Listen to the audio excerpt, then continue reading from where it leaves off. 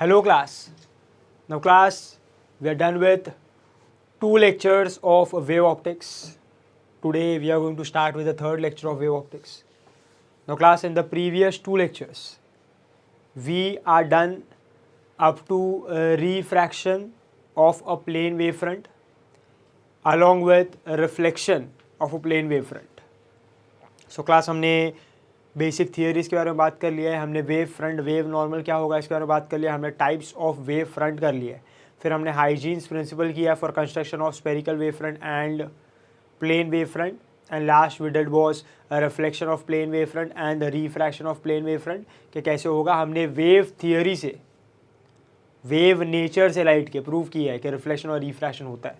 So first 2 properties हमने क्या बोला था, वेव नेचर पे कितने प्रॉपर्टीज़ है, वेव नेचर कितने प्रॉपर्टीज़ को एक्सप्लेन कर सकता है, रिफ्लेक्शन, रिफ्रैक्शन, है ना, polarisation, interference and diffraction.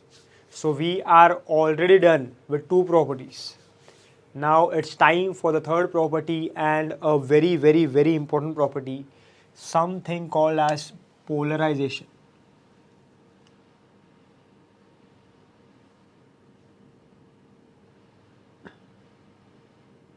Polarization, a very important property and a very useful property.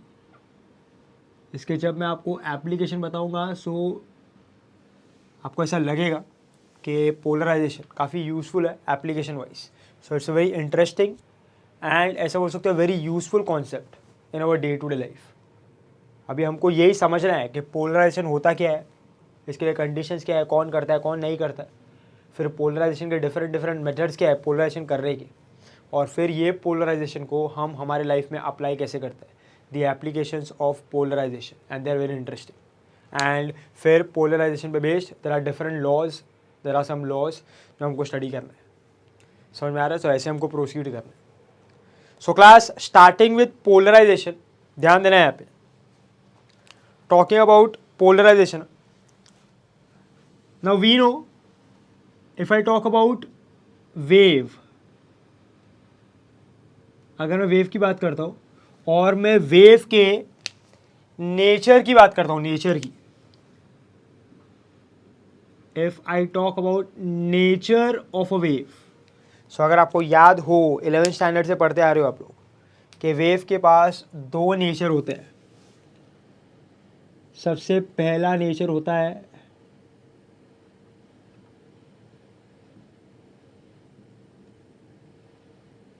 Transverse nature, और सेकंड नेचर होता है लॉन्जिट्यूडनल नेचर. सुना है सबने, बेसिक बात कर रहा हूं मैं. बोलो ट्रांसवर्स नेचर क्या होगा, when vibration of particle and direction of propagation are perpendicular to each other. When vibration of particle and direction of propagation are perpendicular to each other, इसको हम लोग क्या कहते हैं, ट्रांसवर्स नेचर, ट्रांसवर्स वेव. और अगर मैंने कंसिडर किया when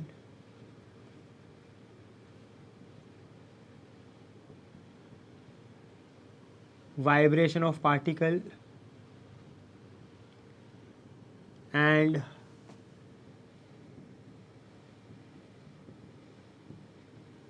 direction of propagation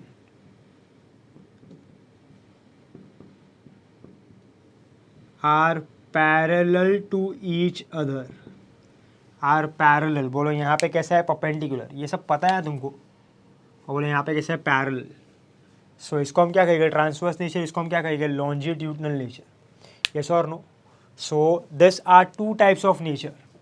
when you talk about nature of a wave, there are 2 types of nature, transverse nature and longitudinal nature, और ये उसका डिस्क्रिप्शन होगा. ये सब आप लोग स्कूल टाइम से 11th स्टैंडर्ड में सब जगह पढ़ लिया है आपने.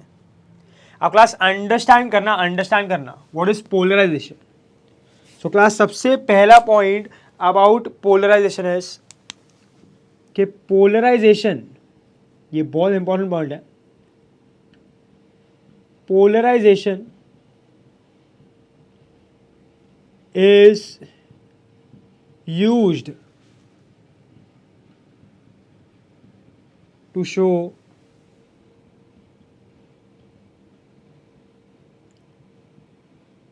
transverse nature of a wave. It is used to show transverse nature of a wave. इसका मतलब क्या है, ये स्टेटमेंट का मतलब क्या है? What I am trying to say, so I am trying to say कि पोलराइजेशन एक ऐसा प्रॉपर्टी है जो सिर्फ और सिर्फ ट्रांसवर्स वेव एग्जिबिट कर सकता है. Polarisation is a property which can only be exhibited by transverse wave, by transverse nature of a wave. longitudinal wave जो होता है, longitudinal nature जो होता है, वो पोलराइजेशन नहीं कर सकता है. सो रिमेंबर दिस पॉइंट कि longitudinal waves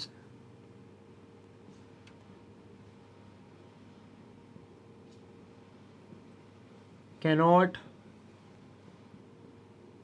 perform polarisation. In fact अगर आप बात करो, हमने 5 प्रॉपर्टी का बात किया ना, reflection, refraction, interference, diffraction, polarisation. 4 property, reflection, refraction, interference, diffraction, वो ट्रांसवर्स वेव भी कर सकता है, वो लॉन्जिट्यूडनल वेव भी कर सकता है. आप ट्रांसवर्स नेचर से भी इसको शो कर सकते हो और आप लॉन्जिट्यूडनल नेचर से भी इसको शो कर सकते हो.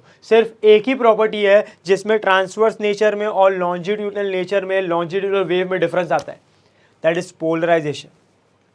पोलराइजेशन सिर्फ और सिर्फ ट्रांसवर्स नेचर कर सकता है, ट्रांसवर्स वेव कर सकता है. Longitudinal wave can not perform polarisation. So अगर मैं आपको 2 वेव दूं, if I give you 2 waves, if I show you 2 waves and I tell you कि ये बताओ कि कौन सा लॉन्जिट्यूडनल है, कौन सा ट्रांसवर्स है, सो आप क्या करोगे? आप दोनों का पोलराइजेशन करोगे.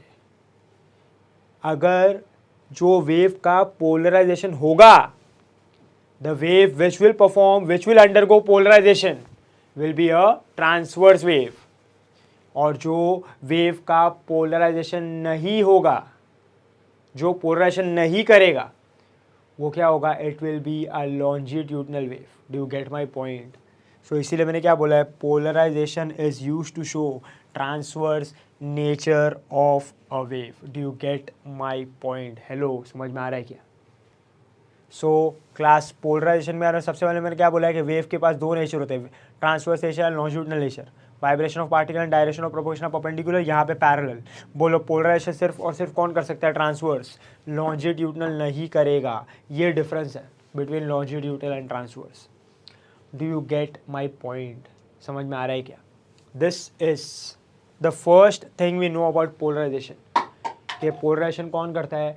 Polarisation is done by transverse wave. अभी हमको अंडरस्टैंड करना है क्लास कि पोलराइजेशन होता क्या है. What is polarisation? So understand करना भी बड़ा इंटरेस्टिंग कॉन्सेप्ट है. अब क्लास मान लो if I am talking about transverse wave, मैं ट्रांसवर्स वेव के बारे में बात कर रहा हूं. सो हमने क्या कहा है कि vibration of particle and direction of propagation are perpendicular to each other.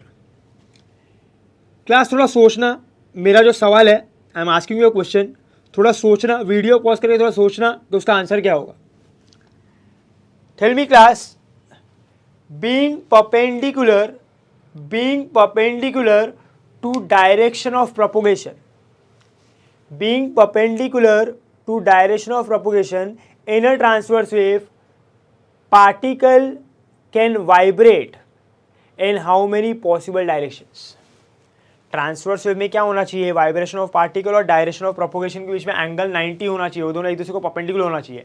I am asking you कि ऐसे कितने डायरेक्शंस पॉसिबल है जिसमें पार्टिकल वाइब्रेट कर सकता है such that it is still perpendicular to direction of propagation. ऐसे कितने डायरेक्शंस पॉसिबल है? What do you think? Pause करना, थिंक ऑन इट कि what will be the answer. So class, being perpendicular to direction of propagation, particle can vibrate in infinite number of directions in a transverse wave, वो direction of propagation को perpendicular रह के infinite number of direction से vibrate कर सकता है। अरे क्या बोला, vibration of particle and direction of propagation perpendicular होना चाहिए, वो तो हमको पता है। Now I am asking you कि कितने डायरेक्शंस पॉसिबल है कि वो परपेंडिकुलर है डायरेक्शन ऑफ प्रोपोगेशन को, फिर भी कितने डायरेक्शंस पॉसिबल है जिसमें वाइब्रेट कर सकता है। The answer will be infinite. There are infinite possibilities, there are infinite number of directions. समझ में आ रहा है क्या? In which the particle can vibrate being perpendicular to direction of propagation. A very very very important point. So देखो मैं क्या लिख रहा हूं यहां पे, for a transverse wave, for a transverse wave, particle can vibrate in infinite number of possible directions। बोलो infinite मतलब क्या? एवरी डायरेक्शन ना, every possible direction, every possible direction being perpendicular to direction of propagation। अरे yes or no, being perpendicular to direction of propagation, इसका मतलब क्या है समझो। बोलो यहां पे ये पार्टिकल है, ये पार्टिकल ने ऐसे वाइब्रेट किया लाइक दिस, और वेव ऐसा गया। सो what is this? Direction of propagation. And what is this? Vibration of particle. तो ये वाइब्रेशन है, ये डायरेक्शन है। बोलो इनके बीच में एंगल कितना है? 90। ये तो एक पॉसिबिलिटी हुआ ना, एक possibility. I am telling you there are infinite number of possibility. See this, बोलो वेव ऐसा जा रहा है, ऐसा, तो ट्रांसवर्स वेव है, तो वाइब्रेशन ऑफ पार्टिकल्स को परपेंडिकुलर होना चाहिए, तो वेव ऐसा जा रहा है। मान लो wave is going along X axis, ऐसा ले लेते हैं, चलो वेव एक्स एक्सिस के अलोंग जा रहा है, ऐसा एक्सिस के बारे में बात करते हैं, एक्स एक्सिस के अलोंग जा रहा है। सो वेव ने कौन सा डायरेक्शन फिक्स कर लिया है? X axis. अब can I say the particle can vibrate along Y axis, still it is perpendicular ना। सो एक पॉसिबिलिटी क्या है? Along Y axis. Can I say the particle can vibrate along Z axis. So एक कौन सा है? Y axis. एक कौन सा है? Z axis. कैन आई से the particle can vibrate in any direction in yz plane, still it will be perpendicular to x axis ना। तो कितना पॉसिबिलिटीज हुआ? बोलो, मैंने बोला y एक्सिस, मैंने बोला z एक्सिस, मैंने बोला in any direction in yz plane. तो देखो ना क्लास, ऐसे ऐसे कहना, ऐसे ऐसे वाइब्रेट करेगा, ऐसे वाइब्रेट करेगा। सो बोलो हर एक डायरेक्शन में अगर वाइब्रेट कर रहा है तो क्या ट्रेस कर रहा है? वो सर्कल ना। अरे यस और नो। और अगर वो सर्कल ट्रेस कर रहा है तो बोलो सर्कल में कितनी लाइंस बन सकती है? इनफाइनाइट ना, मतलब वो कितने डायरेक्शंस में वाइब्रेट कर सकता है? इनफाइनाइट नंबर ऑफ डायरेक्शंस में। There are infinite number of directions possible in which the particle can vibrate being perpendicular to direction of propagation. वो y के अलोंग जा सकता है, वो z के अलोंग जा सकता है। It can go in any direction Y Z plane, ऐसे, इस तरीके से, इस तरीके से, ऐसे ऐसे ऐसे, है ना, कैसे भी आ सकता है। वेव वही डायरेक्शन में आएगा और एंगल हमेशा कैसा होगा? 90। अरे यस और नो। सो इस तरीके से मैं बात कर रहा हूँ। So if the wave is along, transverse wave is along x axis, it can vibrate along y, it can vibrate along z, it can vibrate in any direction in yz plane. So there are infinite number of possibilities. Circle बन रहा है तो infinite number of lines, so infinite number of possibilities of vibration. Do you get my point? अरे yes or no, समझ में आ रहा है क्या? So ये एक important point है। अब क्लास पोलराइजेशन को समझने के लिए एक छोटे से एक्सपेरिमेंट का हेल्प लेता है। एक प्रैक्टिकल एग्जाम्पल लेते हैं, उससे समझते हैं कि पोलराइजेशन क्या होगा। मान लो मैंने यहाँ पे दो ऐसे कार्डबोर्ड लिए, I am considering 2 cardboard like this, और यहाँ पे ना एक वॉल है, रिजिड वॉल ऐसा। अब ये जो कार्डबोर्ड है इस पे स्लिट है, स्लिट मतलब ओपनिंग है, छोटा सा ओपनिंग है ऐसा अलोंग इट्स लेंथ, ये उसका लेंथ है। सो मैंने उसमें ऐसा कट किया है, ऐसा ओपनिंग है उसमें। दिस इज द ओपनिंग,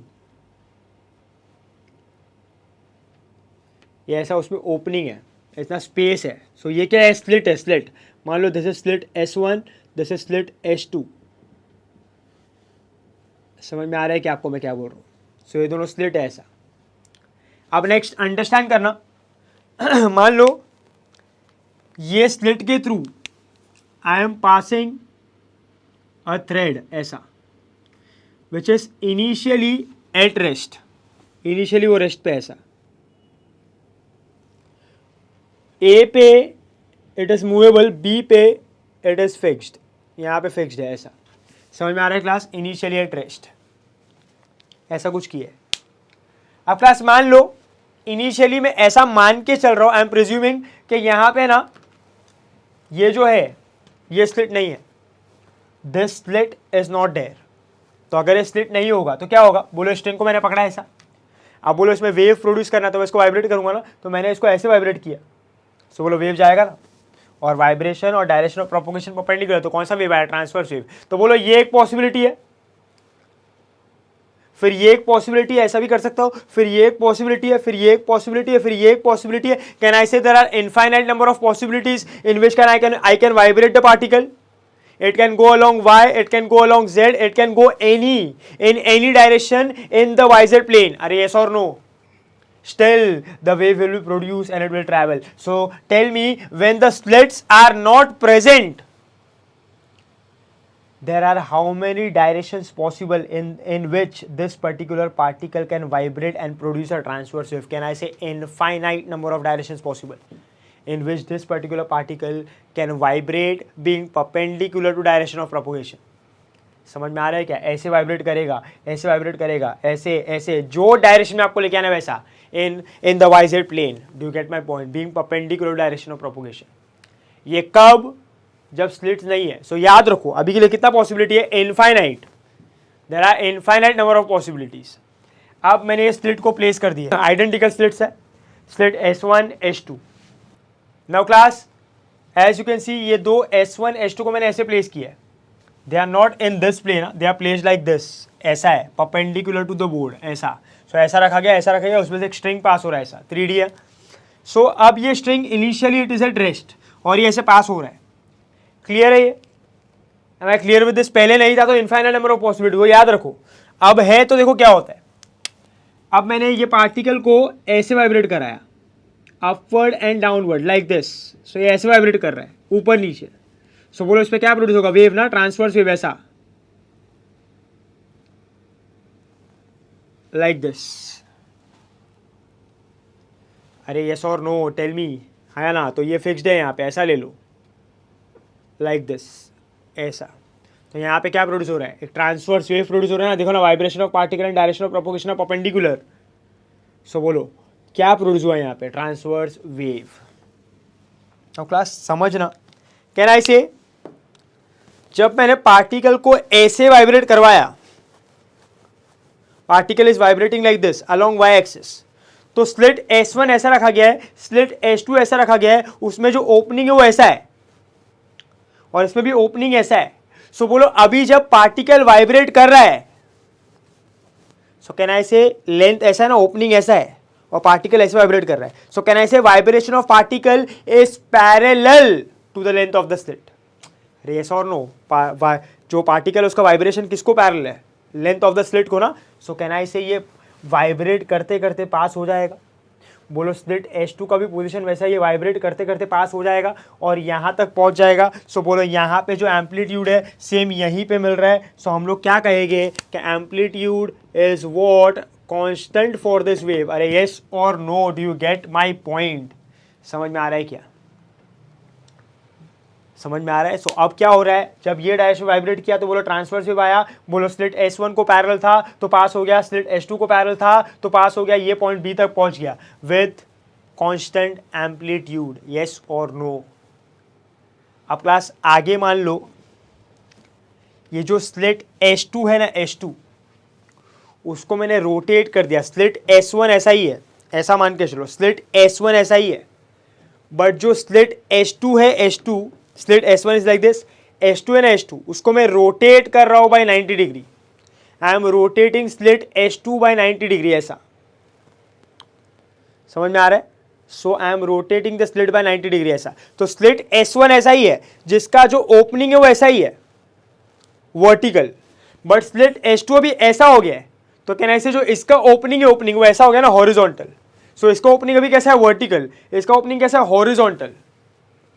अब देखो क्या होगा जब ये स्लिट ऐसा है और ये स्लिट ऐसा है। सो कैन आई से नाउ जब पार्टिकल वाइब्रेट करेगा, सो वाइब्रेट कर रहा है, वाइब्रेट कर रहा है, वाइब्रेट कर रहा है, कैन आई से स्लिट S1 के ओपनिंग के लेंथ को पैरेलल है ना, स्लिट को पैरेलल है, लेंथ ऑफ द स्लिट को पैरेलल है, तो can I say it will pass through.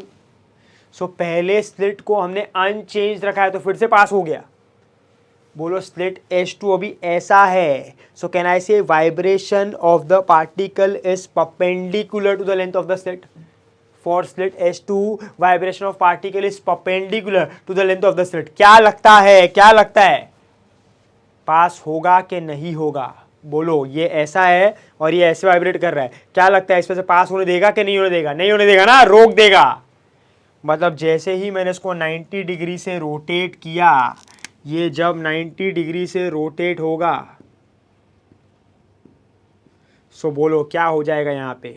Can I say ये अगर स्ट्रिंग है तो उसका एम्पलीट्यूड क्या हो जाएगा, 0। मतलब यहाँ पे वेव अभी खत्म हो गया। Do you get my point? ये पहला पॉसिबिलिटी लिया हमने। चलो वापस ऐसा कर दिया तो अब जाएगा कि नहीं? बोलो पहले से गया, दूसरे से भी गया, यस और नो? अब मान लो मैं दोनों स्लिट को ऐसा कर देता हूँ, ऐसा। If I make both the slits like this, so बोलो क्या होगा? यहां से निकला, बोलो पहला स्लिट उसको अलाउ करेगा क्या? Because vibration of the particle and the length of the slit are perpendicular, will it allow it to pass through? No.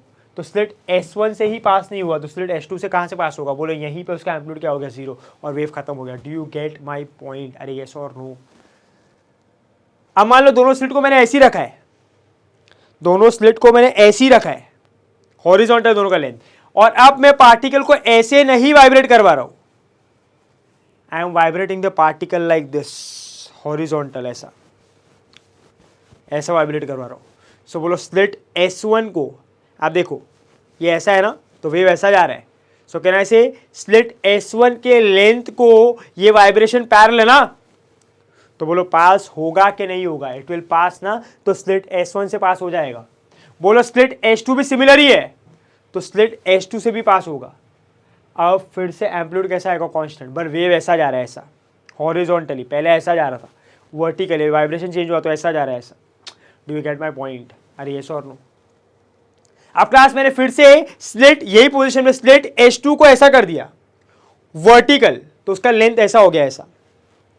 सो बोलो अभी पार्टिकल ऐसे वाइब्रेट कर रहे हैं तो वेव आया, बोलो पहला स्लिट तो ऐसा है तो पास हो गया, दूसरा स्लिट पर अभी लेंथ ऐसा है, तो बोलो पार्टिकल ऐसे वाइब्रेट कर रहा है और स्लिट का लेंथ ऐसा है, सो कहना है vibration of particle and direction of propagation are again what, perpendicular ना, सॉरी डायरेक्शन ऑफ प्रोपोगेशन नहीं, sorry length of the slit are what, perpendicular, direction of propagation नहीं होगा। बोलो पार्टिकल का वाइब्रेशन और लेंथ ऑफ द स्लिट कैसा है, perpendicular ना, तो बोलो पास होगा कि नहीं होगा? इट विल नॉट पास, तो एम्पलीट्यूड क्या आएगा, 0। बोलो दोनों स्लिट को ऐसा कर दिया और पार्टिकल ऐसे वाइब्रेट कर रहा है, तो बोलो पहला ही स्लिट उसको रोक देगा, दूसरे स्लिट तक तो जाएगा नहीं, फिर से एम्पलीट्यूड क्या हो जाएगा, 0। यस और नो? ऐसा सब पॉसिबिलिटीज है कि नहीं? अभी सारे पॉसिबिलिटीज को साथ में लाओ और अंडरस्टैंड करना what is polarisation.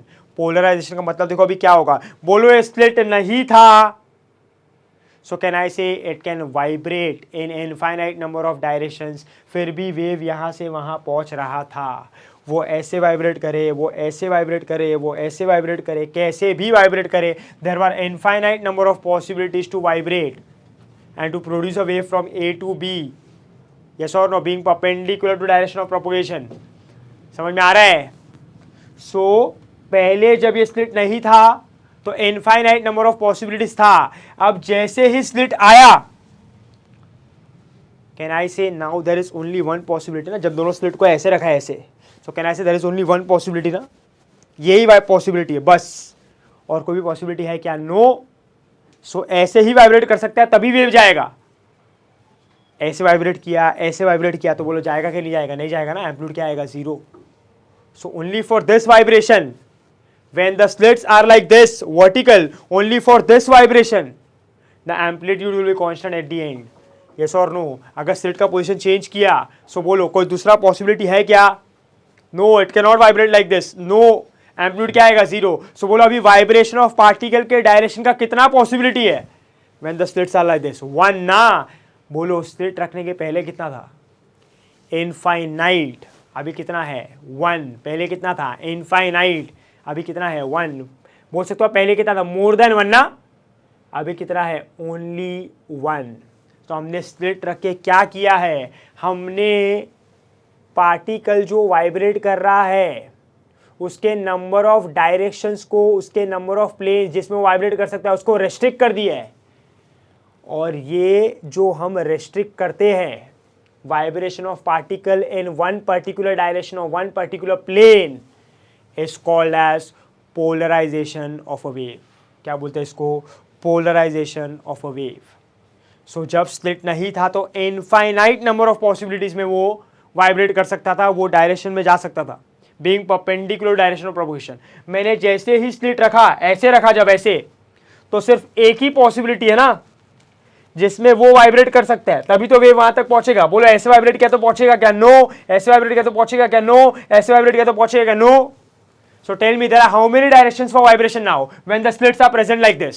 Can I say only one direction? पहले infinite था, जैसे भी जाएगा वेव जाने वाला from A to B। अब नहीं, अब सिर्फ एक ही possibility है like this when the slits are like this। So बोलो क्या हुआ, restrict हुआ कि नहीं from infinite to 1? पहले infinite number of possibilities, अब सिर्फ एक possibility, it can only vibrate in one particular direction or one particular plane। This process, this phenomena is called as polarization of a wave. Do you get my point? How do we define it?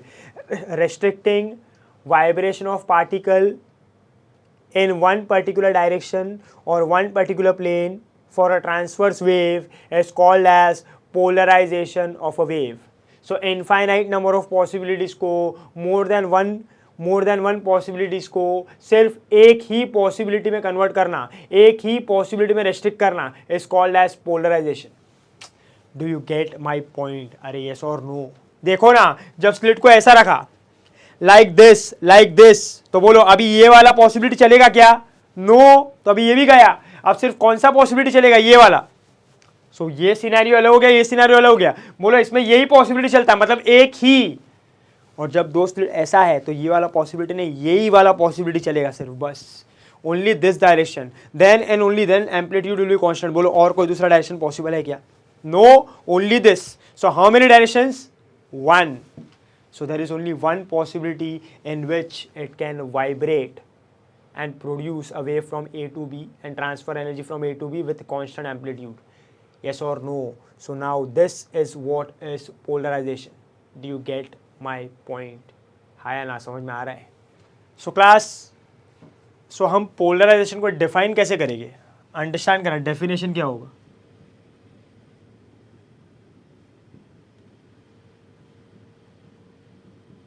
restricting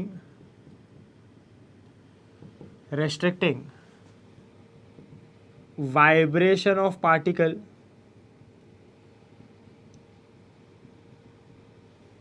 for a transverse wave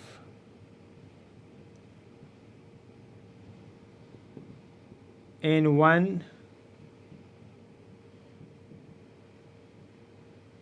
particular plane और direction. समझ में आ रहा है, ये सब की words है इसमें। Restricting vibration of particle for a transverse wave in one particular plane और direction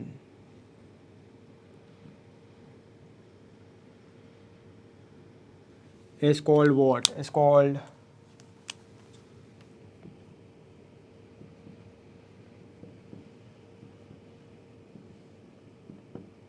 polarization of a wave. Do you get my point? This is definition for what? Polarization. So याद रखो, जब भी आप ऐसे ही उसको रहने दोगे, मतलब without any restriction, so transverse wave में पार्टिकल कितने पॉसिबल डायरेक्शन वाइब्रेट कर सकता है, being perpendicular to direction of propagation, infinite.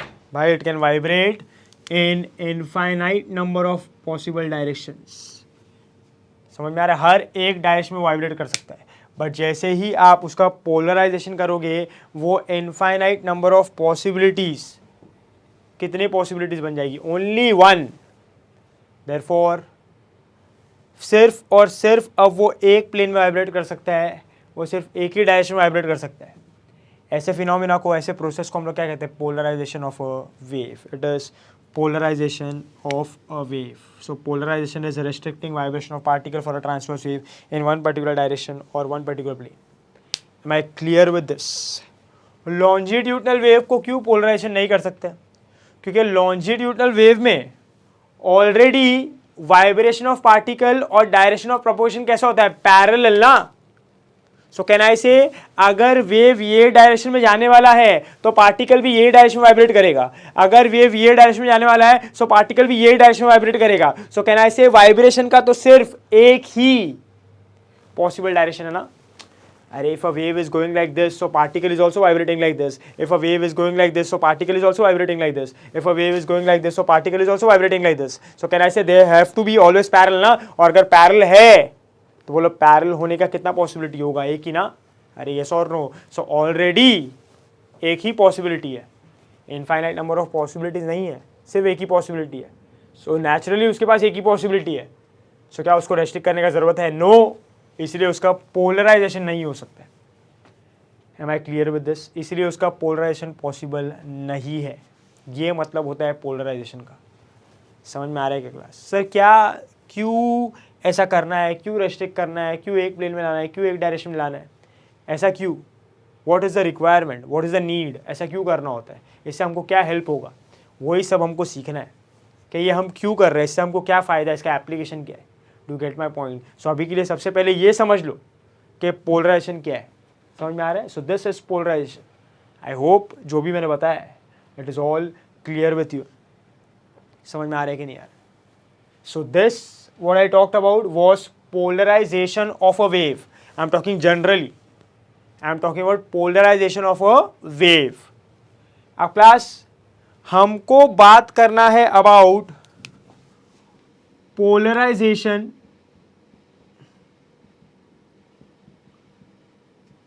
of light. I want to talk about polarization of light. है ना? अभी तक तो मैंने किसके बारे में बात किया, polarisation of a wave. Now I want to talk about polarisation of light. Tell me class, light wave का नेचर कैसा होता है, ट्रांसवर्स के longitudinal? Can I say? But obviously you know that कि light wave and electromagnetic wave are equivalent ना, are same. So electromagnetic waves are transverse in nature, so light wave भी कैसा होगा, ट्रांसवर्स इन नेचर। सो हम ये कहते हैं कि light waves, light is transverse in nature, light wave is a transverse wave. But class ये हमने कहीं पे भी प्रूव नहीं किया, we have not prove this कि जो लाइट है वो एक ट्रांसवर्स वेव है।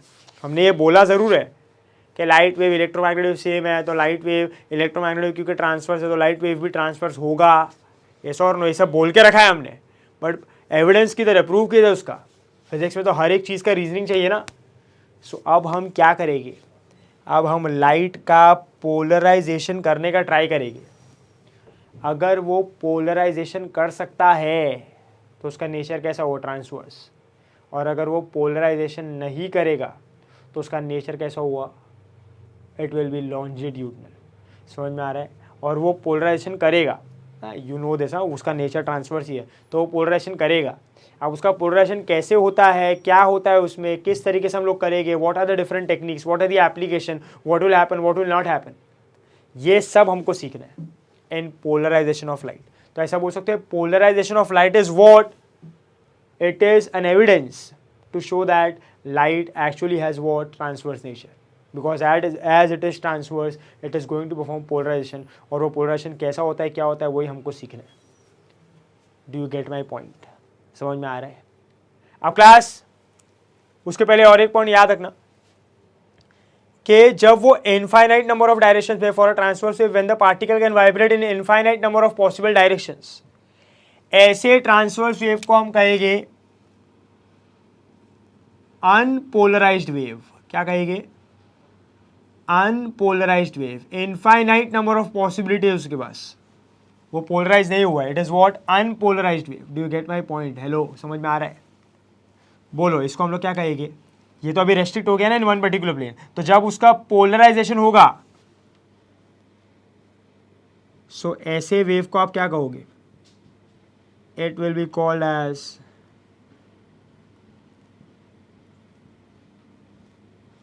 Polarised wave. क्या कहेंगे उसको? Polarised wave. सो बिना पोलराइजेशन का क्या कहोगे?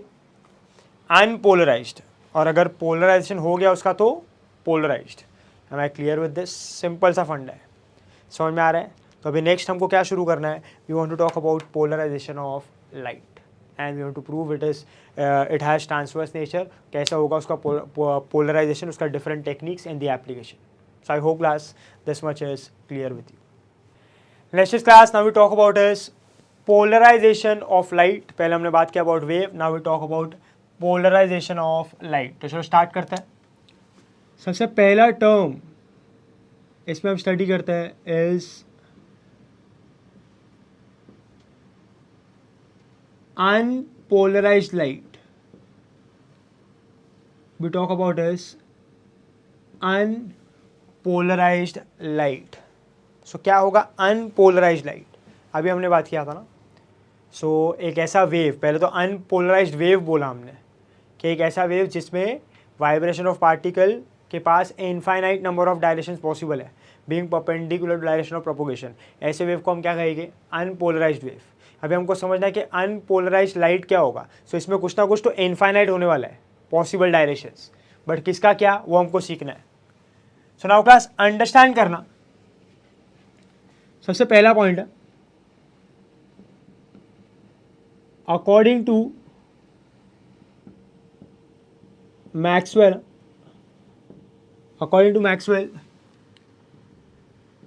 light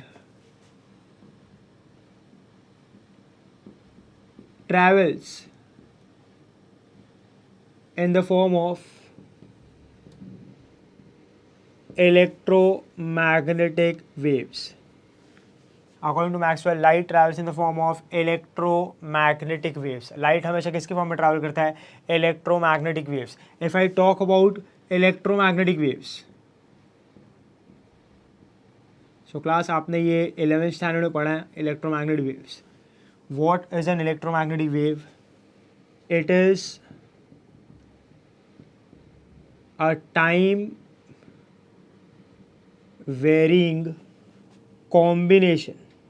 It is a time varying combination of electric field and magnetic field, such that electric field and magnetic field are always mutually perpendicular to each other. समझ में आ रहा है? It is a time varying combination of electric field and magnetic field such that electric field and magnetic field are always mutually perpendicular to each other. सुना है ना ये कि इलेक्ट्रोमैग्नेटिक वेव कैसे बनता है कि एक इलेक्ट्रिक फील्ड होगा, एक मैग्नेटिक फील्ड होगा, इलेक्ट्रिक फील्ड में वेरिएशन आएगा, मैग्नेटिक फील्ड में वेरिएशन आएगा। मतलब क्या? इलेक्ट्रिक फील्ड में डिस्टर्बेंस आएगा, मैग्नेटिक फील्ड में डिस्टर्बेंस आएगा। मतलब एक वेव होगा फ्रॉम द इलेक्ट्रिक फील्ड, एक वेव होगा from the magnetic field, they will combine and will generate a wave called as electromagnetic wave, where electric field and magnetic field का जो vector है, जो इलेक्ट्रिक फील्ड और magnetic field का जो wave है, वो हमेशा एक दूसरे को कैसे होता है? परपेंडिकुलर। और वो किसके साथ वेरी करता है? टाइम के साथ। But obviously everything will change with respect to time. So this is what is electromagnetic wave. ये सब तुमने पढ़ा है, तुमको पता होना चाहिए। समझ में आ रहा है? Third point is electromagnetic waves are transverse in nature. Electromagnetic waves का नेचर कैसा होता है? दे आर ट्रांसवर्स, वो हमेशा ट्रांसवर्स नेचर शो करता है। That is vibration of particle and direction of propagation are always perpendicular. इसमें बोलो वाइब्रेट कौन कर रहा है? Electric field and magnetic field ना। So electric field and magnetic field वो तो परपेंडिकुलर है ही, अब जो डायरेक्शन ऑफ प्रोपोगेशन है इलेक्ट्रोमैग्नेटिक वेव का, वो भी वाइब्रेशन को परपेंडिकुलर होगा। मतलब क्या, वाइब्रेट कौन कर रहा है, electric field and magnetic field ना। मतलब direction of propagation of electromagnetic wave electric field और मैग्नेटिक फील्ड को भी परपेंडिकुलर होगा। सो ई एंड बी तो परपेंडिकुलर है ही, प्लस इलेक्ट्रोमैग्नेटिक वेव भी ये दोनों को परपेंडिकुलर है, क्योंकि ये दोनों वाइब्रेट करने वाले हैं। सो बोलो तीनों के बीच में एंगल कितना है, 90 degree. So all three, electromagnetic wave, electric field and magnetic field, all three are mutually perpendicular to each other.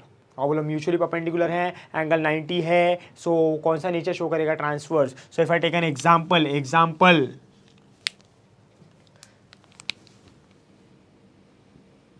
if E bar is along x-axis, B bar is along z-axis, या तो चलो इधर y ले लिया मैंने, E bar is along y-axis, B bar is along z-axis. Tell me, electromagnetic wave जो बनेगा वो क्या होता है, E bar cross B bar ना बाबा। So if I say E bar is along y-axis, B bar is along z-axis, so इन दोनों के बीच में एंगल कितना, 90 है ना।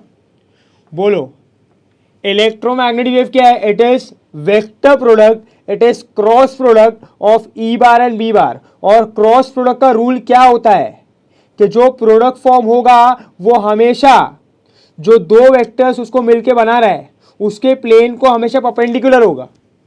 यस और नो। सो ई बार और बी बार का प्लेन क्या होगा, वाई जेड ना। सो बोलो ई बार क्रॉस बी बार जो इलेक्ट्रोमैग्नेटिक वेव आया है वो उसको परपेंडिकुलर होगा, मतलब वो किसके अलॉन्ग होगा, X axis. So this will be what, E bar cross B bar, that is electromagnetic wave. अरे do you get my point. So इसके अलॉन्ग इलेक्ट्रोमैग्नेटिक वेव पास होगा, ऐसा और भी, मतलब सिर्फ सिंपल में बता रहा हूँ मैं, this is X Y and Z.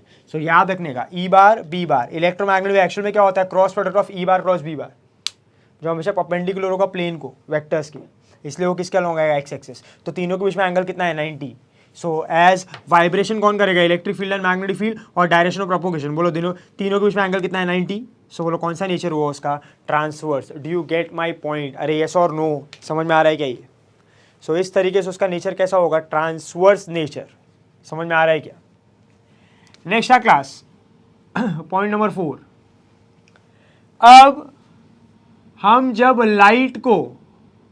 Light को कंसीडर करता है एज इलेक्ट्रोमैग्नेटिक वेव, या तो ऐसा बोलो, और सिंपल कर देता हूं मैं आपके लिए, when electromagnetic wave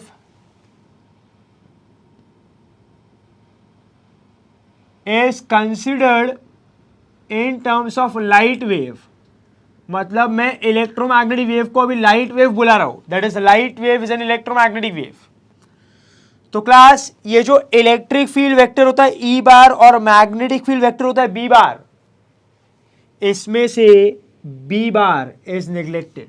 so when electromagnetic wave is taken in terms of light wave, B bar is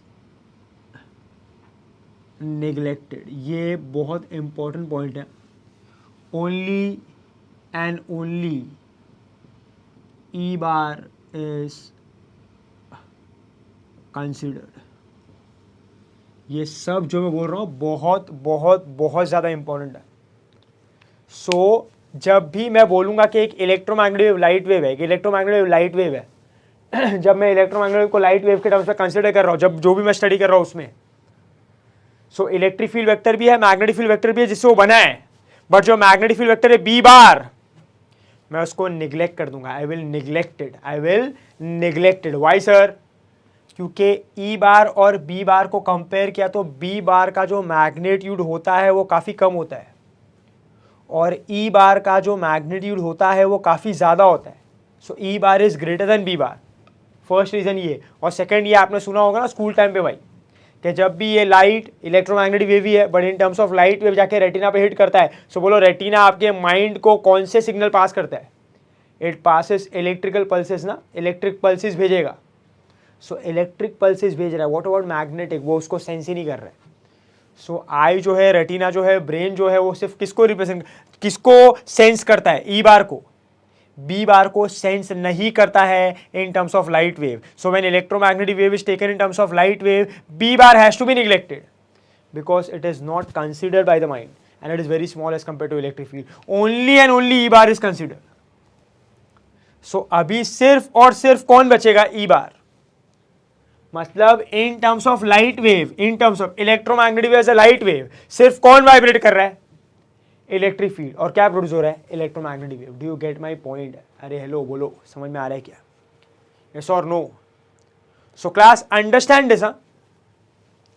अब बोलो, ये z पे से मैंने b बार को निग्लेक्ट कर दिया ना, तो कहना ऐसे z जो है, z एक्सिस वो खाली हो गया ना, निग्लेक्ट कर दिया, हटा दिया मैंने उसको.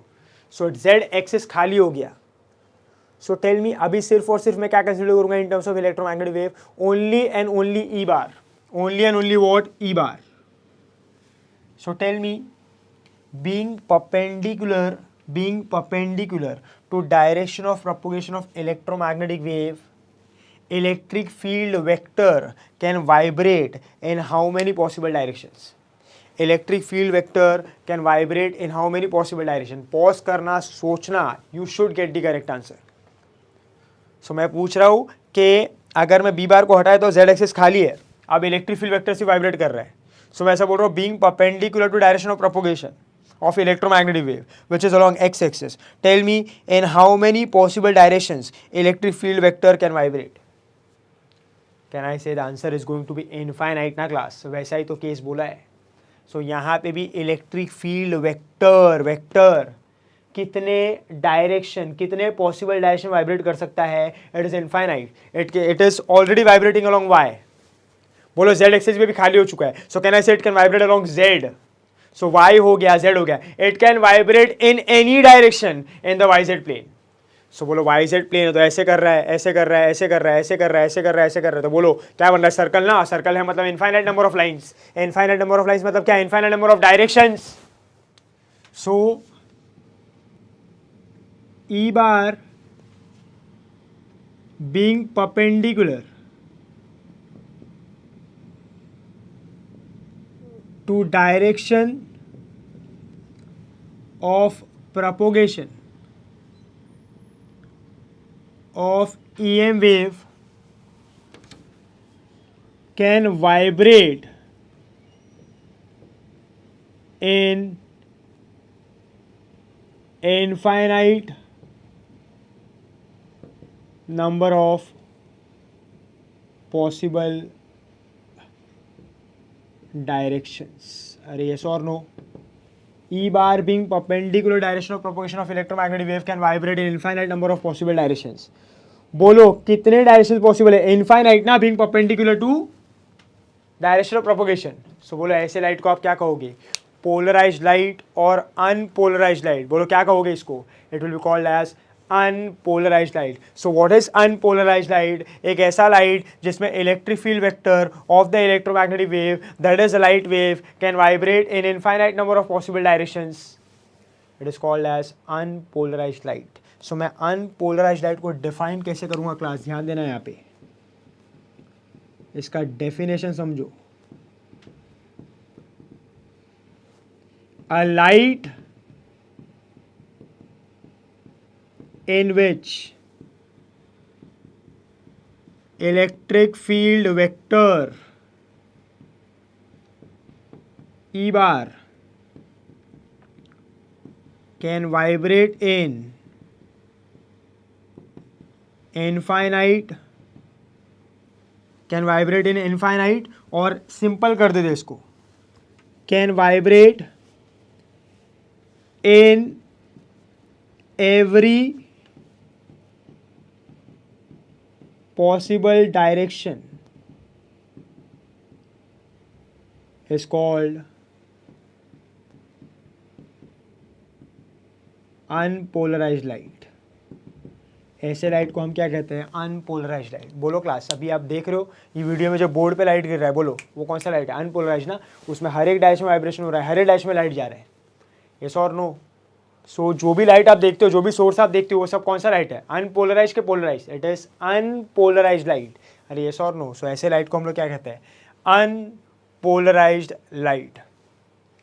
मान लो क्लास, ये जो लाइट है इसमें जो इसके पास इनफाइनाइट नंबर ऑफ पॉसिबिलिटीज है, मतलब मोर देन वन जो पॉसिबिलिटी है, अगर मैं मोर देन वन पॉसिबिलिटी को, इनफाइनाइट नंबर ऑफ पॉसिबिलिटीज को सिर्फ एक ही पॉसिबिलिटी पे रेस्ट्रिक्ट कर दूं, बोलो वो लाइट को मैं क्या कहूंगा? अनपोलराइज्ड लाइट के polarized light.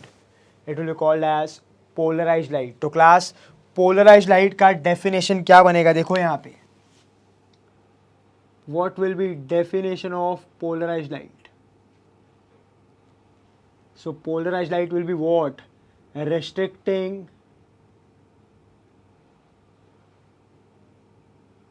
vibration of electric field vector. Electric field vector E bar for an electromagnetic wave, या तो for a light wave in one particular plane or direction is called polarized light. क्या बोलते हैं इसको? polarized light. and बोलो ये जो process हो रहा है, and the process सीधा सीधा लिखते हैं ना, and the process is called polarization of light. So class आपको याद रखना है, जब भी एक से ज्यादा मतलब कैन आई से एक से ज्यादा हुआ, मतलब दो भी हुआ, अगर इफ आई से एक से ज्यादा मतलब अगर दो भी हुआ, सो दो पॉसिबल डायरेक्शन भी हुआ अगर वाइब्रेशन का, सो बोलो कैसा हुआ? पोलराइज क्या unpolarise? It will be unpolarise. So एक से ज्यादा दो भी अगर हुआ पॉसिबिलिटीज, सो वो अनपोलराइज्ड है। सिर्फ एक ही पॉसिबिलिटी होगा तब वो क्या है? Polarised. So more than one unpolarised, one polarised, more than one unpolarized, and one polarized. Am I clear with this? So this is what unpolarized light is and polarized light is. I hope I am clear. मैं एक बार फिर से short में repeat करता हूँ कि what is unpolarized light according to Maxwell। बोलो light किसी फॉर्म में ट्रैवल करता है? Electromagnetic wave. बोलो इलेक्ट्रोमैग्नेटिक वेव क्या होगा? It is a time varying combination of electric field vector and magnetic field vector such that E bar and P bar are always perpendicular to each other. और बोलो इसका nature कैसा होता है? Transverse. मतलब अगर E bar is along Y axis, B bar is along Z axis, E bar cross B bar which is electromagnetic wave is along X axis, बोलो तीनों के बीच में एंगल कैसा है? 90, therefore it is a transverse wave. अरे yes और no? अब जब हम लोग इलेक्ट्रोमैग्नेटिक वेव को लाइट वेव के फॉर्म में कंसीडर करते हैं, तो हम मैग्नेटिक फील्ड को कंसीडर नहीं करते, we only consider electric field vector, क्योंकि मैग्नेटिक फील्ड इज वीक और मैग्नेटिक फील्ड को हम सेंस नहीं करते। सो सिर्फ इलेक्ट्रिक फील्ड वेक्टर लिया तो being perpendicular to direction of electromagnetic wave, there are infinite number of possibilities in which electric field vector can vibrate. Such a light is called as unpolarized light. अगर मैंने इसको restrict कर दिया एक particular plane और direction में, it is called as polarized light. जो भी ऑर्डिनरी लाइट आप देखते हो वो अनपोलराइज्ड है। लेजर वगैरह का बात किया, सो कैसा है? Polarized in one particular direction, one particular, वो एक ही डायरेक्शन में जाएगा ना, और एक ही वाइब्रेशन होगा उसके अंदर। सो वो कौन सा लाइट है? Polarized light. यस और नो? समझ में आ रहा है class? You can think on it and फिर आगे जाके मैं और भी एप्लीकेशन बताऊंगा आपको। नेक्स्ट इज वॉट, फिर लास्ट हमने क्या बोला? And the process is called as polarisation of light. Am I clear with this class? समझ में आ रहा है? Okay, next is class. Now हमने बात कर लिया about unpolarised light and polarized light. So unpolarized light में क्या होगा? इलेक्ट्रिक फील्ड वाइब्रेट करेगा फॉर अ लाइट वेव, और उसके पास कितने डायरेक्शंस का पॉसिबिलिटीज है? Infinite number of directions are possible for its vibration. और पोलराइज्ड लाइट में क्या होगा?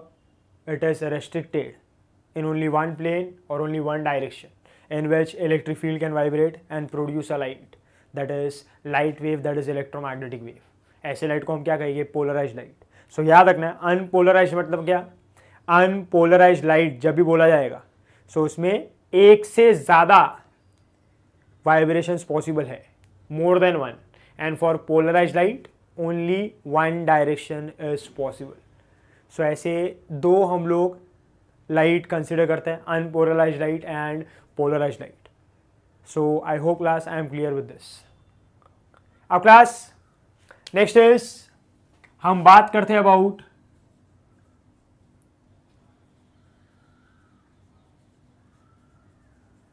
Representation of unpolarized light. Representation of unpolarized light.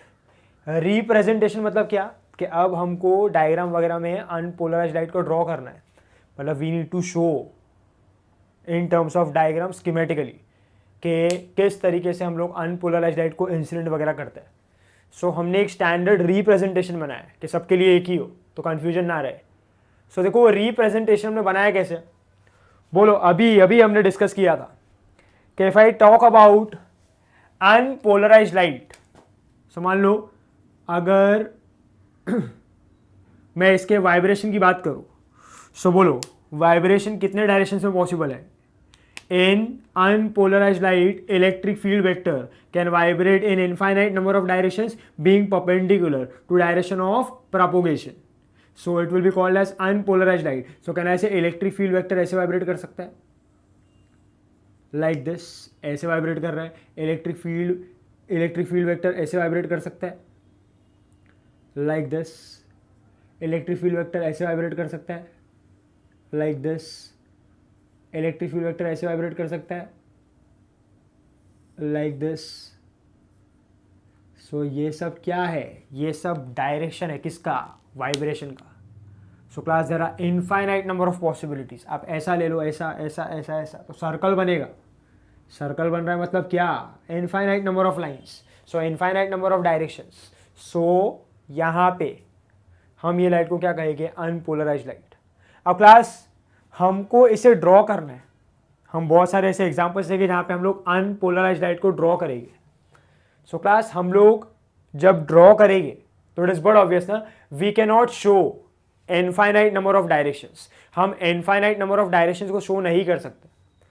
So class अभी हमको ये चाहिए कि if I am talking about unpolarised light, so हमने क्या बोला कि there will be more than one directions possible for the vibration. So if I am talking about more than one, बोलो मोर देन वन में minimum क्या होगा, two ना. So if I say there are two directions possible in which electric field vector can vibrate, can I say it is still unpolarised ना. एक से ज्यादा मतलब क्या, अनपोलराइज्ड. सो एक से ज्यादा अगर मैंने दो भी लिया तो भी कैसा है, अनपोलराइज्ड है. सो इनफाइनाइट हो या दो कंसीडर करो, it is more than one. If it is more than one it is going to be unpolarized light. So class देखो अभी मैं क्या करता हूं, अंडरस्टैंड करना. सो क्लास अब मैं ऐसा कह रहा हूं यहां पे कि at any instant of time, if at any instant of time, if this all possible directions of vibration of electric field vector E bar is resolved along two directions, है ना. रेजोल्यूशन होगा तो टू डायरेक्शन होगा. सो can I say अगर मैं हर एक direction को resolve कर देता हूं along two axes, along two direction. Two direction मतलब क्या, two axes, along two axes. So can I say अगर मैं पूरा रिजल्टेंट देखूंगा तो सिर्फ कितना डायरेक्शन बचेगा, दो ना. क्लास अगर ये इनफाइनाइट नंबर ऑफ डायरेक्शंस है तो कहना ऐसे ये एक एक्सिस के अलोंग है, ये एक एक्सिस के अलोंग है. अब मैं अगर इसको रिजोल्व करूं ऐसा, if this is resolve like this, बोलो ये रिजोल्व हुआ ऐसा, ये रिजोल्व हुआ ऐसा लाइक दिस. अगर यहां पे ऐसा लिया तो ये रिजोल्व हुआ कुछ ऐसा, ये रिजोल्व हुआ कुछ ऐसा. सो मैंने क्या किया है, हर एक डायरेक्शन को रिजॉल्व कर दिए. I have resolve each and every direction. So tell me ना क्लास, इवेंचुअली क्या होगा? इवेंचुअली सिर्फ ये डायरेक्शन बच जाएगा ना, ऐसा. इवेंचुअली ऐसा ही बच जाएगा सिर्फ, कि या तो जो भी कंपोनेंट्स आ रहे हैं वो ये डायरेक्शन के अलॉन्ग है, या तो जो भी कंपोनेंट्स आ रहे हैं वो ये डायरेक्शन के अलॉन्ग है. यस और नो? समझ में आ रहा है आपको? If I resolve the infinite number of directions in along two particular axes, तो कैन आई से इवेंचुअली मुझे ये मिलेगा. तो बोलो अभी इनफाइनाइट नंबर ऑफ डायरेक्शंस को मैंने रिजॉल्व करके कितने डायरेक्शन में लेके आ गया? 2 ना. Still it is more than 1. फिर भी मैं उसको क्या कहूंगा? Unpolarized light. सो मैंने क्या कहा है? At any instant of time if all the infinite number of directions are resolved along the two axes, along the two directions. So eventually we will get 2 directions along which every direction is represented by the resolution. So still it is more than 1, it will be called as unpolarized light. और अब मैं with respect to the plane of paper, आप draw कर रहे हो ना paper पे, board पे. So with respect to the plane of paper वो represent कैसे होगा वो देखना. So in 2 directions. So first direction को मैं represent करूंगा as in the plane of paper. I am going to show the direction of vibration with respect to the plane of paper. So first direction will be in the plane of paper and it will be denoted by, या तो shown by और double arrow. उसका symbol ये होगा, double arrow like this. ये उसका symbol होगा. समझ में आ रहा है? And second will be perpendicular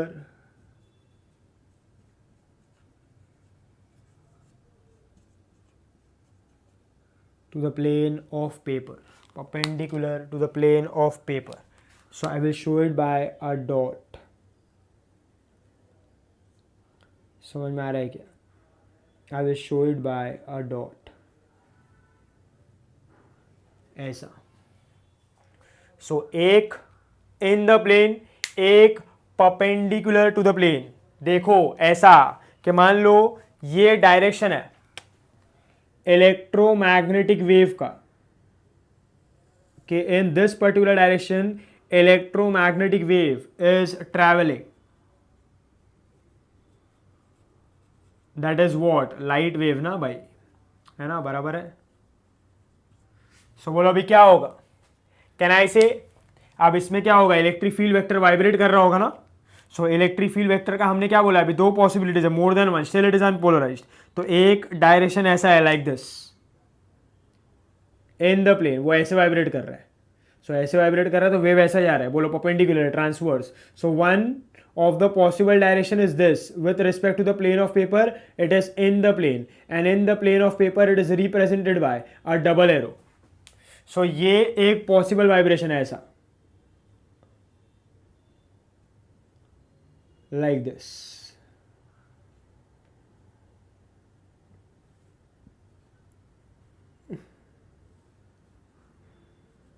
Like this. ये एक पॉसिबल वाइब्रेशन है किसका? इलेक्ट्रिक फील्ड वेक्टर का. बोलो नेक्स्ट कौन सा पॉसिबल वाइब्रेशन है? ये वाला. It will vibrate in the plane of paper and it can vibrate perpendicular to the plane of paper, ऐसा.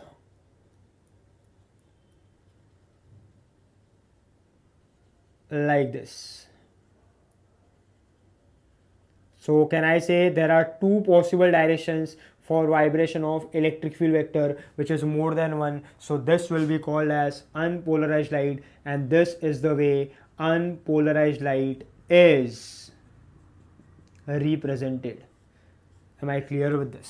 So class याद रखने का ये कि जब भी अनपोलराइज्ड लाइट मान लो ये पर्टिकुलर डायरेक्शन में जा रहा है ऐसा, सो इसमें 2 पॉसिबल डायरेक्शन में वाइब्रेशन पॉसिबल है आफ्टर द रेजोल्यूशन. ऐसा डायरेक्ट मतलब वाइब्रेशन पॉसिबल है लाइक दिस. या तो ऐसे वाइब्रेट कर रहा है इन द प्लेन, या तो ऐसे वाइब्रेट कर रहा है परपेंडिकुलर प्लेन, और इसके रिस्पेक्ट से लाइट पास हो रहा है ऐसा. So it can vibrate like this, it can vibrate like this, who electric field vector, and it can produce electromagnetic wave in the possible direction perpendicular to it. So this is the way unpolarized light is represented. Am I clear with this class? अब class इसके बाद in your mind एक सवाल आना चाहिए कि sir ये सब तो हमने बोल दिया कि there are two types of wave, transverse and longitudinal. उसमें से जो ट्रांसवर्स वेव होता है वो पोलराइजेशन कर सकता है, जो लॉन्जिट्यूडनल होगा वो पोलराइजेशन नहीं कर सकता है। सो polarization is a process which is used to show transverse nature of light. What is polarization? Restricting vibration of a transverse wave in one particular plane or one particular direction is called as polarization of a wave. उसी तरीके से if I talk about polarization of light, तो सबसे पहले जो भी light कोई भी सोर्स से आता है वो कैसा होता है? अनपोलराइज्ड, और हम उसको पोलराइज करते हैं। कैसे करते हैं, क्या करते हैं, अभी बात करना बाकी है, बट हम उसको पोलराइज करते हैं, हम उसका पोलराइजेशन करते हैं, and we obtained a polarized light. So polarized light में कितने डायरेक्शन में वाइब्रेशन पॉसिबल होगा? एक। अनपोलराइज्ड लाइट में कितने डायरेक्शन में पॉसिबल है? More than one, that is 2. So it is called as होगा इनफाइनाइट, पर हमने उसको 2 डायरेक्शन के हिसाब से शो किया with respect to the plane of board and paper, so we can draw it easily. But class अभी सवाल ये है कि सर ये सब करने का ज़रूरत क्या है? Why do we need to restrict the direction in one particular plane? और ऐसा बोल सकते हैं कि उसका जो वाइब्रेशन है उसको हम लोग को एक पर्टिकुलर डायरेक्शन में क्यों रेस्ट्रिक्ट करना है? What is the reason? इसका क्या यूज़ है, इसका क्या हेल्प है हमको, इसका एप्लीकेशन क्या है? सो क्लास ये पॉइंट को याद रखना कि this polarization with respect to our life, अगर मैं उसके एप्लीकेशन की बात करूँ, if I talk about the application कि हमारे लाइफ में इसका क्या यूज़ है, सो याद रखना क्लास, सिंपल सा फंडा है. सिंपल सा फंडा ये है कि this particular process is use to polarization is used to reduce intensity of light. Polarization क्या रिड्यूस करता है? It reduces intensity of light. वो इंटेंसिटी ऑफ लाइट को रिड्यूस करता है.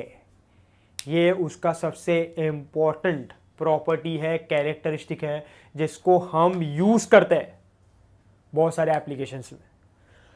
बहुत सारे प्रैक्टिकल लाइफ एप्लीकेशंस है, एग्जांपल्स है, जिसमें ये पोलराइजेशन का जो हेल्प है to reduce the intensity of light, it is used.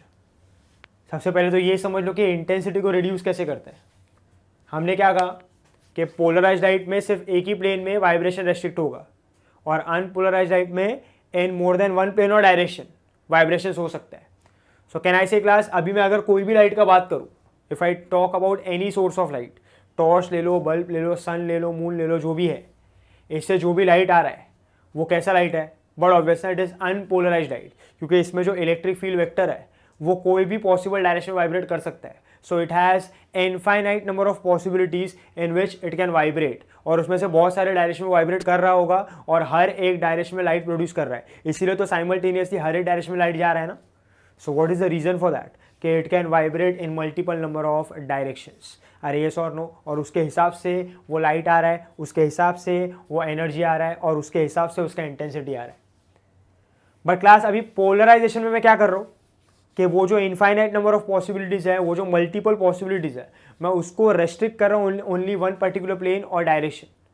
सो बोलो क्या होगा? अभी वो एक ही पर्टिकुलर डायरेक्शन के वाइब्रेशन के हिसाब से जो वेव्स आएंगे वो लिमिटेड आएंगे, कि पहले जितना अनपोलराइज्ड लाइट में आ रहा था उतना ही आएगी कि उससे कम आएगी. But obviously the number of possible vibrations have reduced. So can I say the number of waves produced will reduce ना. So the intensity of light is going to reduce. So यहाँ पे मैं ऐसा बोल सकता हूँ कि एक से ज़्यादा पॉसिबिलिटी है, दैट इज 2 पॉसिबिलिटी. तो बट ऑब्वियसली लाइट ज़्यादा आ रहा है, समझने वाली बात है. तो नंबर ऑफ वाइब्रेशंस का पॉसिबिलिटी ज़्यादा है, नंबर ऑफ वाइब्रेशंस भी ज़्यादा होगा. सो नंबर ऑफ वेव्स वगैरह जो भी लाइट वगैरह आएगा वो भी ज़्यादा आएगा. बट अगर मैं उसका पॉसिबिलिटी रिड्यूस करके सिर्फ एक ही डायरेक्शन में कंसिडर करता हूँ, सो if I can I say the number of waves will be limited ना. so the intensity of light will also be limited. Can I say the intensity of light will reduce? So when I will convert an unpolarized light into a polarized light, so what do you think? क्या होगा? The intensity of light is going to reduce. समझ में आ रहा है? सो ये intensity of light को reduce कर सकता है. थोड़ा सा दिमाग लगाओ ना कि मल्टीपल डायरेक्शंस ऑफ वाइब्रेशन क्या थे कि लाइट इंसिडेंट हो रहा है, फिर पोलराइजेशन के प्रोसेस के थ्रू जब वो जाता है तो अभी सिर्फ एक ही डायरेक्शन में वाइब्रेट कर सकता है. What do you think? Will there be any difference in the number of waves, number of vibrations and the light produced? But obvious ना, the vibrations have changed, so there is going to be change in the light, and that is what intensity of light. After polarization, the intensity has to reduce, it will reduce. Do you get my point? अब class अगर मैं इसके applications की बात करूँ कि sir हम intensity reduce होता है ये तो समझ गए, बट हम इसको रियल लाइफ में कैसे यूज़ करते हैं, what is the application? So class n number of applications है. There are many applications in which we use polarization and reduce the intensity of light. If I take few examples, सबसे पहला example है the most common example, that is sunglasses. So class, sunglasses आपने शायद use भी किया होगा, but obviously आपने देखा ही होगा, आपने यूज़ भी किया होगा मोस्टली. सो क्लास जो सन ग्लासेस होता है, एक्चुअल सन ग्लासेस, मैं नॉर्मल ग्लास की बात नहीं कर रहा हूँ, एक्चुअल सन ग्लासेस जो होता है उसको टेक्निकली बोला जाता है पोलरॉइड्स. पोलरॉइड्स एक ऐसा ग्लास होता है, एक ऐसा मटेरियल होता है जो पोलराइजेशन कर सकता है, मतलब लाइट का इंटेंसिटी रिड्यूस कर सकता है. सो क्लास आपने वो ब्लैक ग्लास वगैरह देखा होगा ना, रेबैन वगैरह का, डिफरेंट डिफरेंट कंपनीज का आता है, रेबैन का फेमस है. सो वो जो ब्लैक ग्लास होता है, वो जो सन ग्लास होता है, वो क्या करता है, वो ग्लेयर निकालने के लिए होता है ना. We wear it during summer time, या तो कोई ऐसे जगह पे पहनते हैं या तो हम लोग दिन के टाइम पे पहनते हैं जहाँ पे सनलाइट ज़्यादा होता है, और हमारी वो हेल्प क्या करता है कि सन का जो इफेक्ट है, सन का जो ग्लेयर है, सन का जो इंटेंसिटी है लाइट का, वो ज़्यादा होता है, और जब वो हमारे आई को हिट करता है तो हमको प्रॉब्लम होता है देखने में. प्रॉब्लम होता है इन द सेंस मतलब क्या, कि हमको तकलीफ होता है ना, थोड़ा बहुत देखने में प्रॉब्लम हो रहा है, हमको ज़्यादा स्ट्रेन करना पड़ता है, हमको ज़्यादा प्रेशर अप्लाई करना पड़ता है, हमको थोड़ा सा प्रॉब्लम होता है to observe things.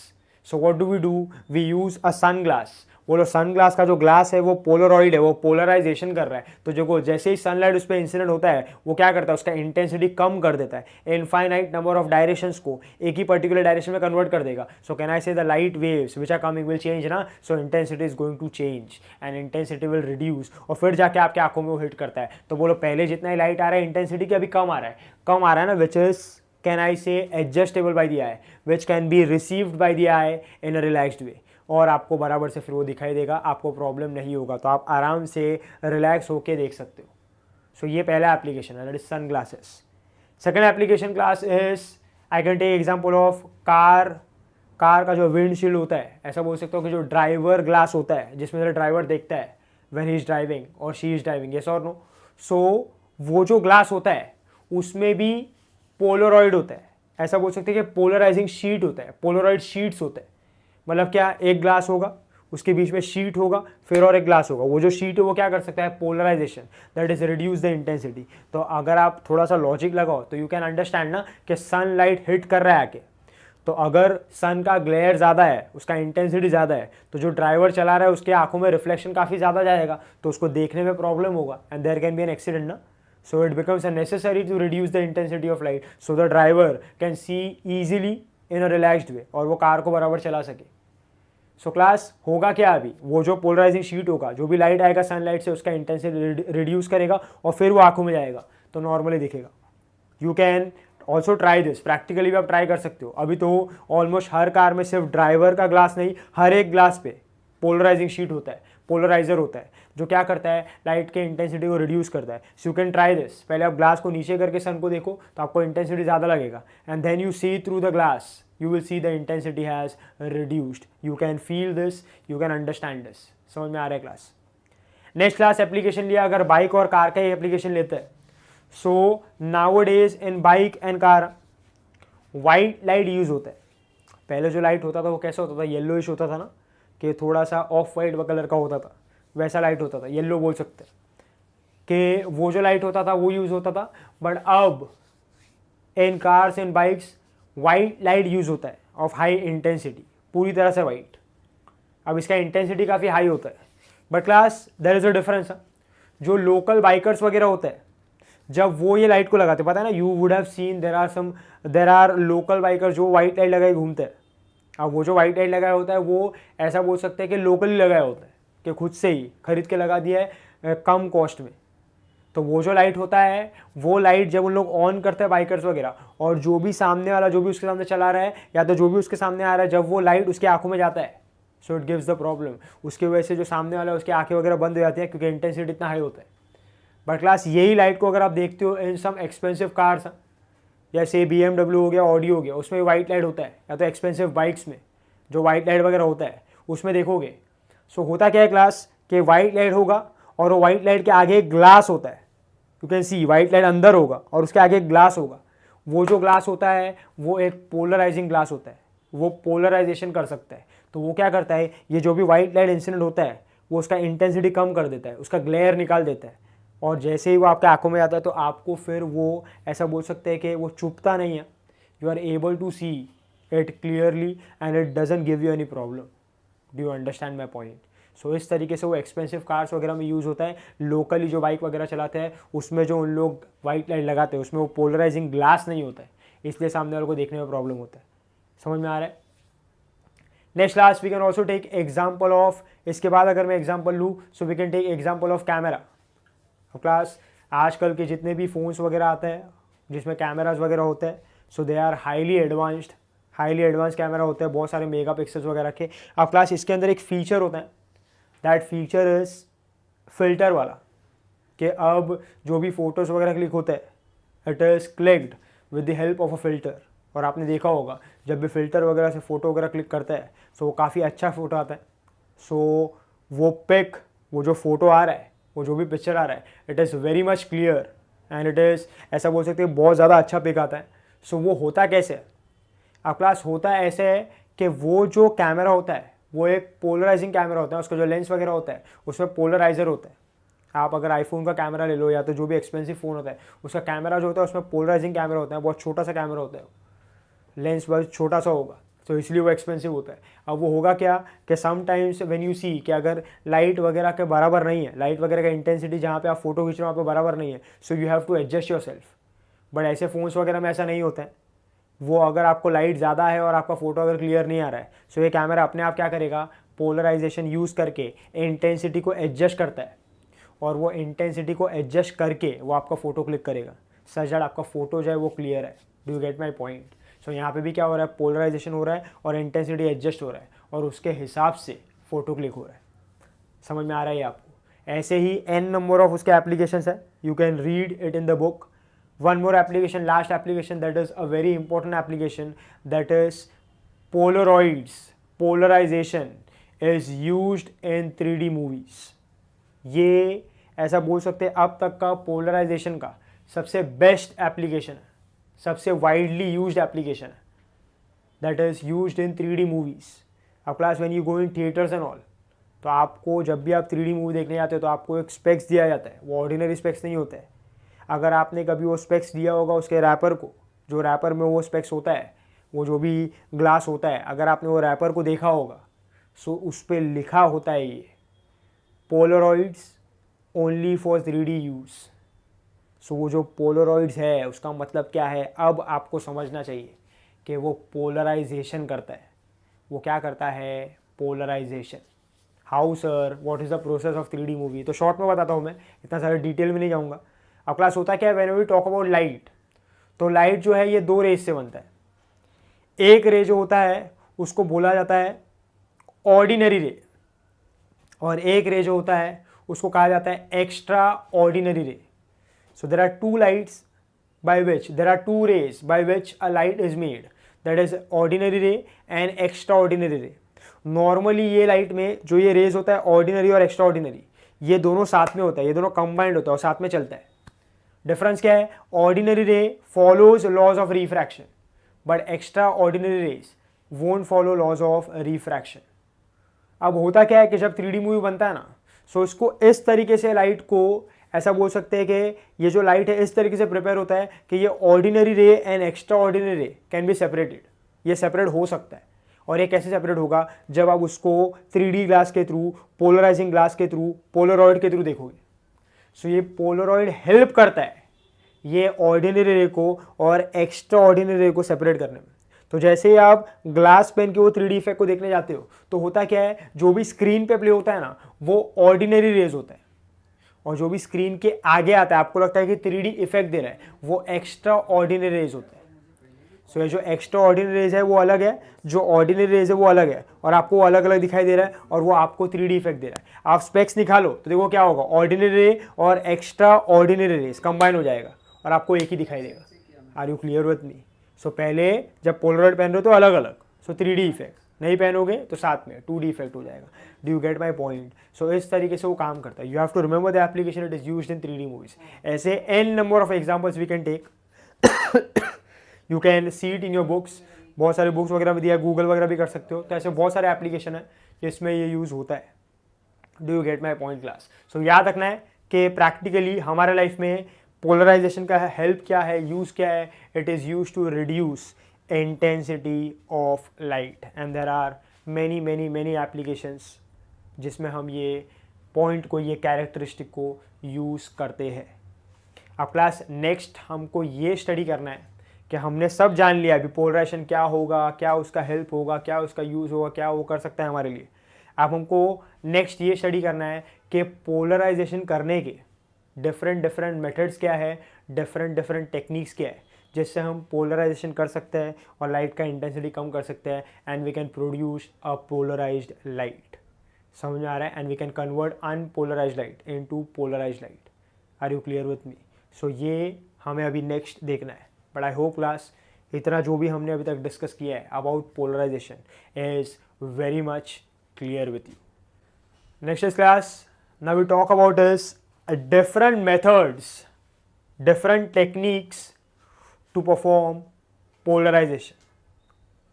So class बहुत अलग अलग different methods है, उसमें से दो मेथड हमको सीखना है।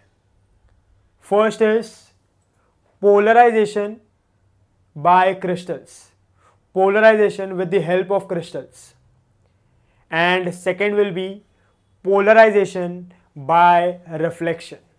So there are two different techniques which we are going to study, जिसके ऊपर क्वेश्चंस वगैरह आते हैं और जो हमको स्टडी करना है that is polarization by reflection, sorry polarization by crystals, and second will be polarization by reflection. अब क्लास क्रिस्टल में कौन सा क्रिस्टल हम यूज कर सकते हैं? तो क्लास हम लोग यूज कर सकते हैं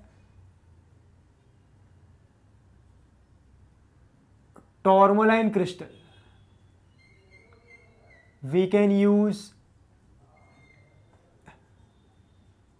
calcite crystal, we can use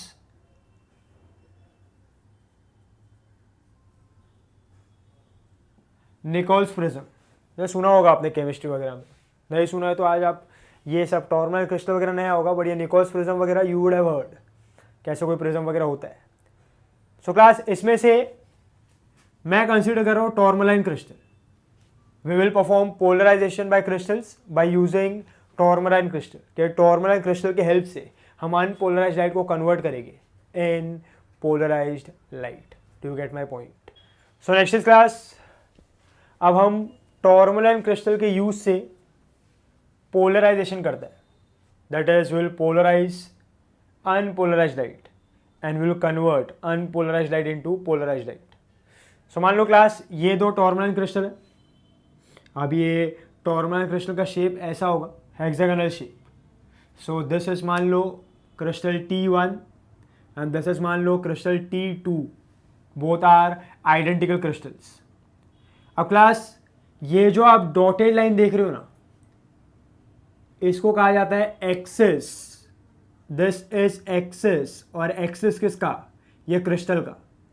so it is called as axis of crystal. So class ये जो एक्सिस ऑफ क्रिस्टल है ये वो क्रिस्टल का इनहेरेंट प्रॉपर्टी है। डिफरेंट डिफरेंट क्रिस्टल्स का according to their shape and size, उनका जो स्ट्रक्चर होता है उसके हिसाब से उसका एक्सिस होता है, उसके हिसाब से axis of the crystal decide होगा। यहाँ पे टॉर्मलाइन क्रिस्टल के लिए एक्सिस कुछ ऐसा होगा जैसे मैंने ड्रॉ किया। Do you get my point? अरे यस और अब क्लास होगा क्या देखो, मान लो यहाँ पे एक सोर्स है, there is a source of light which is going to produce unpolarized light, ऐसा ये एक सोर्स है. सो दिस इज सोर्स, मान लो S. This source is going to produce unpolarized light, और वो ये अनपोलराइज्ड लाइट इंसिडेंट होगा ऑन दिस टॉर्मलाइन क्रिस्टल, और उसका क्या होगा, पोलराइजेशन, और वो कन्वर्ट होगा पोलराइज्ड लाइट में. देखो कैसे. अब बोलो अनपोलराइज्ड लाइट अगर मैंने कंसिडर किया, सो अनपोलराइज्ड लाइट हमको कैसे दिखने वाला है, कुछ इस तरीके से. See this here. बोलो इसके ऊपर जब अनपोलराइज्ड लाइट इंसिडेंट होगा तो बोलो अनपोलराइज्ड लाइट में कितना वाइब्रेशन होगा, कितना पॉसिबल डायरेक्शन होगा वाइब्रेशन का. कैन आई से मोर देन वन, मोर देन वन मतलब 2, और हमने उसका रिप्रेजेंटेशन बनाया हुआ है. रिप्रेजेंटेशन कैसा होगा, एक डायरेक्शन कैसा होगा इन द प्लेन, एक कैसा होगा perpendicular to the plane like this. So ये अनपोलराइज्ड लाइट इस पे इंसिडेंट हो रहा है ऐसा.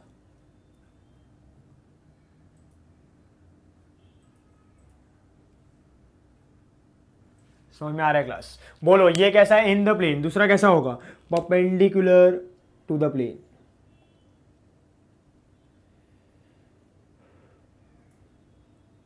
समझ में आ रहा है क्लास. तो बोलो ये कौन सा लाइट है, दिस इज अनपोलराइज्ड लाइट. अब क्लास जैसे ही ये अनपोलराइज्ड लाइट क्रिस्टल पे इंसिडेंट होता है, so understand the point. The point says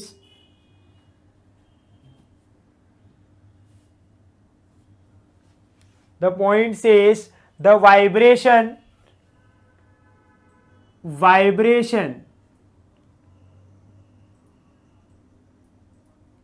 parallel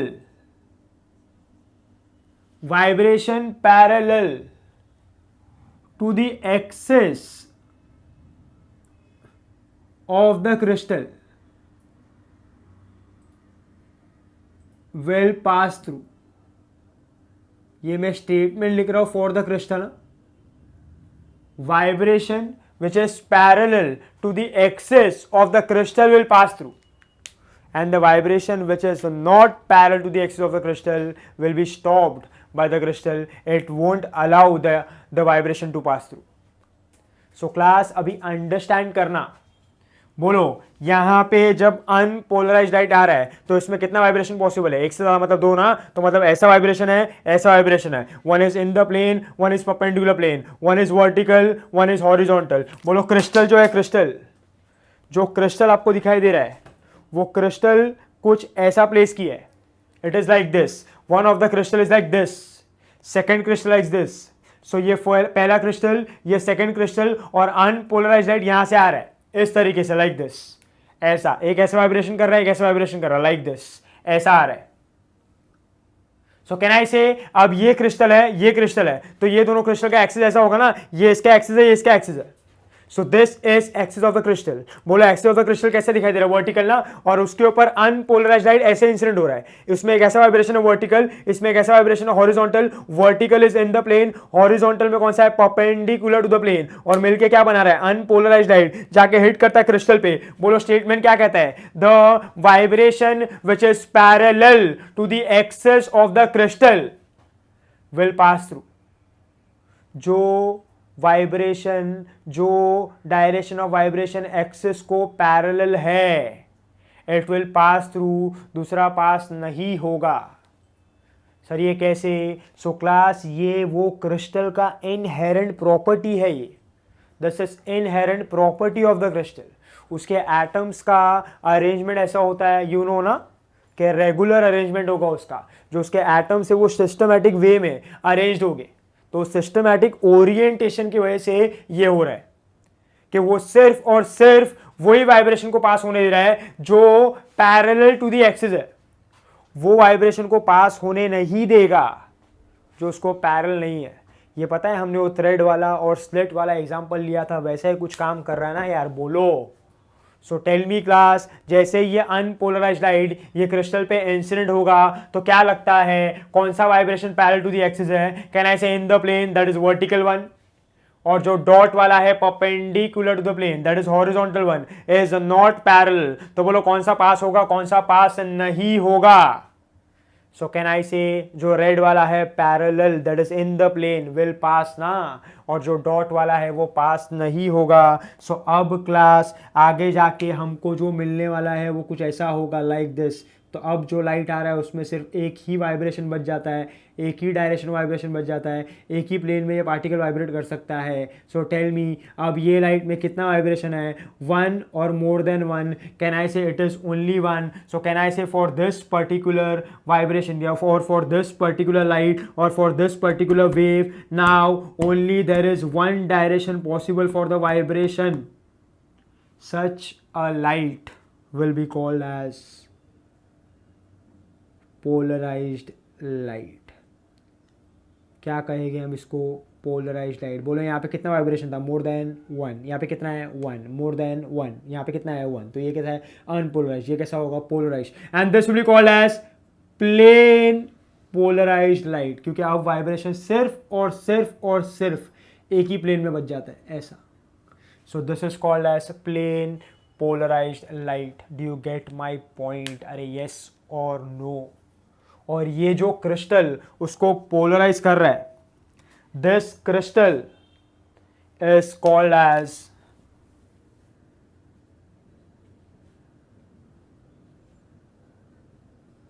polariser. क्या कहेंगे इसको, polarizer. The crystal which will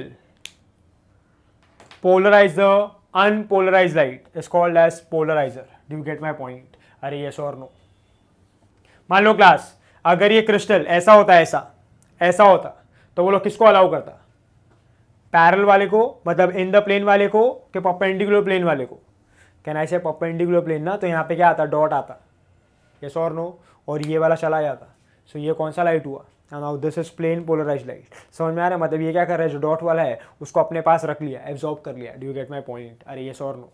so dot वाले को ले लिया उसने, इसको छोड़ दिया, तो ये अभी क्या बन गया, प्लेन पोलराइज्ड लाइट. अब क्लास मैंने यहां पे सेकेंड क्रिस्टल रखा है.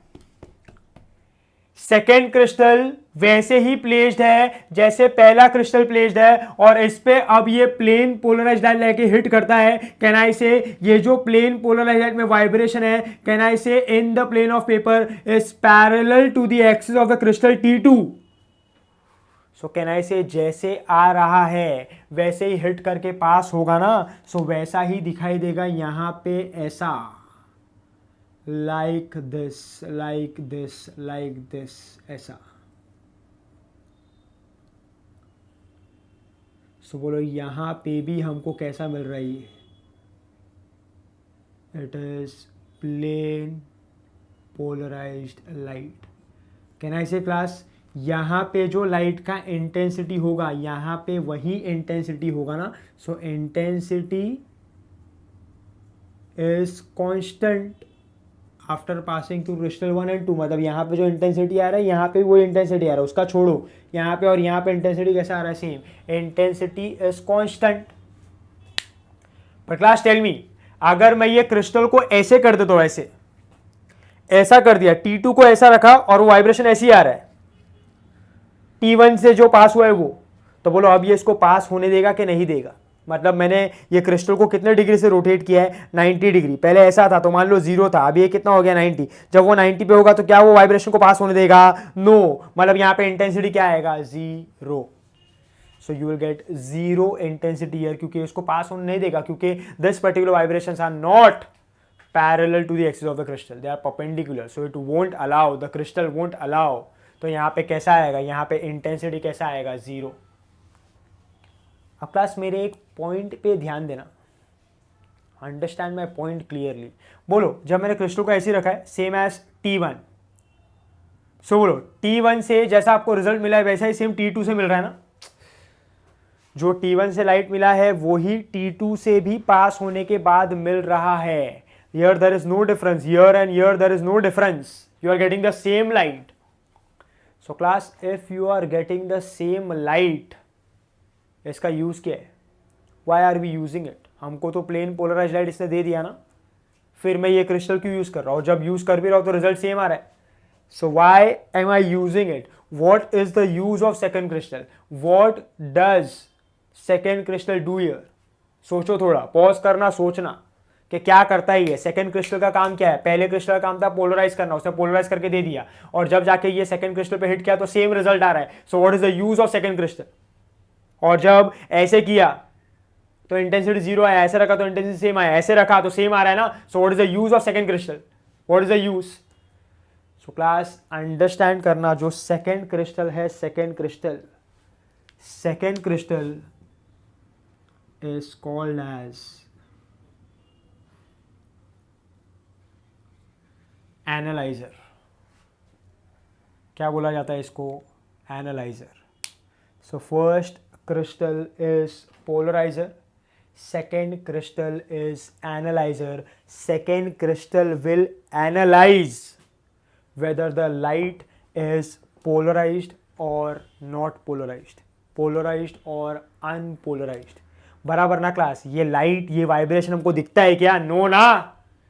सो हाउ विल वी डिटेक्ट कि जो भी हमने किया है उससे हमको प्लेन पोलराइज लाइट मिला है कि नहीं? मतलब इससे जाने के बाद ये प्लेन पोलराइज लाइट आया है, ये तो हम कह रहे हैं ना, बट ये प्रूव कैसे करेंगे? हाउ विल वी डिटेक्ट कि we are right? So it will be detected by the analyser. This analyser will analyse this particular light. मतलब क्या कि कैन आई से, जब क्रिस्टल को ऐसा रखा तो लाइट पास हुआ और यहां पे इंटेंसिटी आया, बट जब क्रिस्टल को ऐसा रखा तो लाइट पास हुआ और इंटेंसिटी नहीं आया. मतलब ये लाइट के पास सिर्फ कितना वाइब्रेशन है? एक के एक से ज्यादा, एक ना, यही वाला. तो ये वाला था तो पास हो गया तो लाइट आया, बट ये वाला नहीं था तो पास नहीं हो पाया, सो लाइट नहीं आया. बोलो अगर ये अनपोलराइज होता तो क्या होता? ये भी होता, ये भी होता. तो ऐसा रखता तो भी पास होता, ऐसा रखता तो भी पास होता. ऐसे वाले में ये पास होता ना, और ऐसे वाले में ये वाला पास होता, फिर भी लाइट आता. तो बोलो वो लाइट कैसा होता? पोलराइज के अनपोलराइज? अनपोलराइज ना. बट यहां पे क्या हो रहा है? ऐसे में जा रहा है, मतलब ये वाला वाइब्रेशन है, बट ऐसे में नहीं जा पा रहा है, मतलब ये वाला वाइब्रेशन नहीं है. मतलब ये कैसा लाइट है? पोलराइज के unpolarise? Polarise, and it will be a plane polarised light. So second crystal is used to analyse the light, and the first crystal is used for the polarization, therefore it is called as polarizer, and this is called as analyzer. And this is the way plain polarized light is obtained by performing what? By performing polarization by crystals. Do you get my point class? So इस तरीके से हम लोग करते हैं. समझ में आ रही है? सो इस तरीके से होगा. सो बोलो अगर मैंने दोनों क्रिस्टल को ऐसा रखा, दोनों क्रिस्टल को ऐसा किया, ऐसा किया, दोनों क्रिस्टल ऐसा है, तो कहना है इसे अभी कौन सा वाइब्रेशन पास होगा? ये ब्लू वाला ना, हॉरिजॉन्टल वाला. ऐसा इसमें से भी पास होगा, इसमें से पास होगा, लाइट आएगा. अब दोनों पहले वाले क्रिस्टल को ऐसे ही रखा, बट दूसरे वाले क्रिस्टल को ऐसा कर दिया, तो बोलो क्या होगा? ऐसा वाला वाइब्रेशन इसमें से आएगा, फिर इसमें से पास हो नहीं पाएगा. इधर इंटेंसिटी क्या आएगा? जीरो. अगर वो इंटेंसिटी जीरो आ रहा है मतलब ये लाइट कैसा है? प्लेन पोलराइज लाइट, क्योंकि उसमें सिर्फ एक ही वाइब्रेशन होगा, एक से ज़्यादा वाइब्रेशन नहीं होगा. Do you get my point? अरे येस और no? Do you understand this? So this is the way we perform what? Polarization by crystals. अब क्लास लास्ट एक पॉइंट सुनना, which is important. There are two terms, very very important terms. ध्यान देना और ध्यान से सुनना. सबसे पहला, ये जो मैं बना रहा हूं,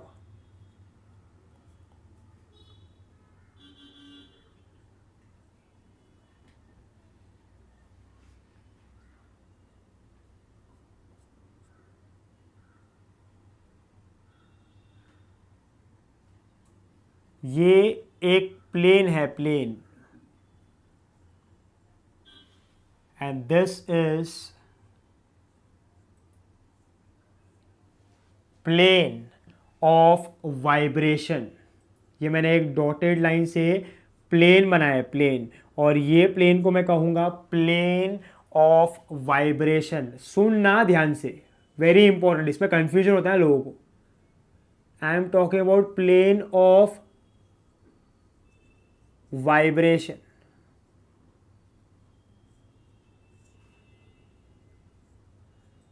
A plane in which vibration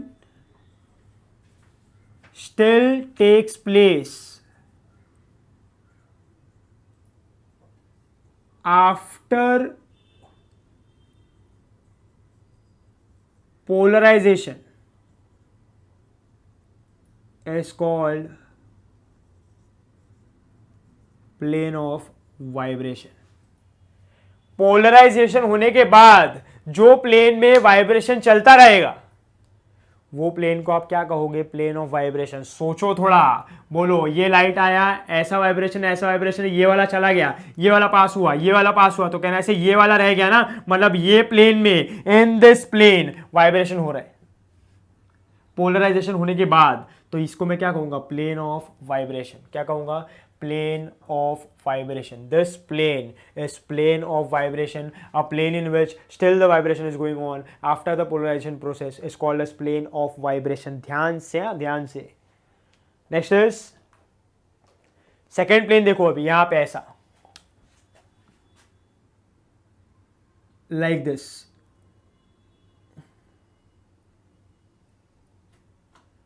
समझना है इसको.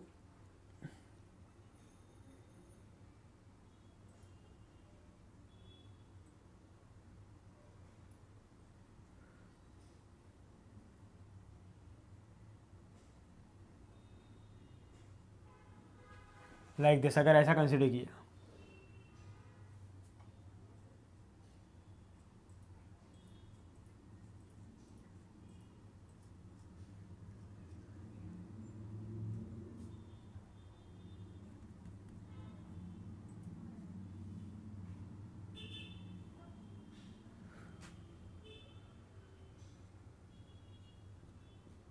तो क्लास ये जो प्लेन होगा, ये जो plane, this will be called as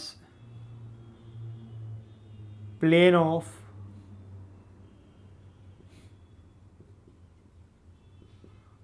polarisation. इसको मैं क्या कहूंगा? Plane of polarisation. ये वाला प्लेन है वो, ये वाला प्लेन ड्रॉ ऐसे किया पर समझना है आपको, हॉरिजॉन्टल प्लेन है वो. प्लेन ऑफ पोलराइजेशन क्या होगा? देखो डेफिनेशन समझना. A plane in which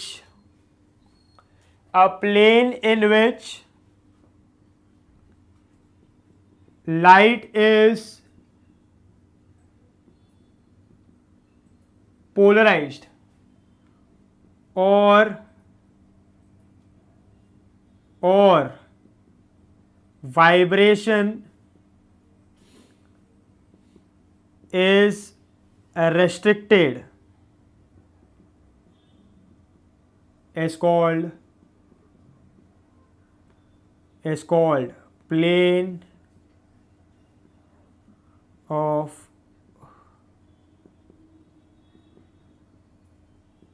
polarisation. एक ऐसा प्लेन जिसमें पोलराइजेशन जब होगा और जो प्लेन में वाइब्रेशन रेस्ट्रिक्ट हो गया, जो प्लेन में वाइब्रेशन आगे नहीं बढ़ पाया, that is plane of polarisation. देखो ना भाई, यहां पे ये वाला वाइब्रेशन था, ये वाला वाइब्रेशन था, ये वाला प्लेन था, ये वाला प्लेन था, ये वर्टिकल, ये हॉरिजॉन्टल. बोलो जब पास हुआ तो कौन सा पास हो पाया? वर्टिकल. तो ये जो वर्टिकल प्लेन है वो क्या है? Plane of vibration. और बोलो ये प्लेन में उसका जो वाइब्रेशन है वो रेस्ट्रिक्ट हो गया ना, आगे नहीं बढ़ पाया. ये प्लेन में वाइब्रेशन इज रेस्ट्रिक्टेड, ये प्लेन में पोलराइज हो गया वो. And this particular plane it is restricted, and this particular plane it is polarized. So this plane in which the vibration is restricted, अब आगे वो vibration नहीं आने वाला है, that is plane of polarization. तो जो plane में vibration अभी भी हो रहा है, that is plane of vibration. जो plane में vibration नहीं हो रहा है, पहले जब हो रहा था अब नहीं हो रहा है, that is plane of polarization. and याद रखना यहाँ पे angle between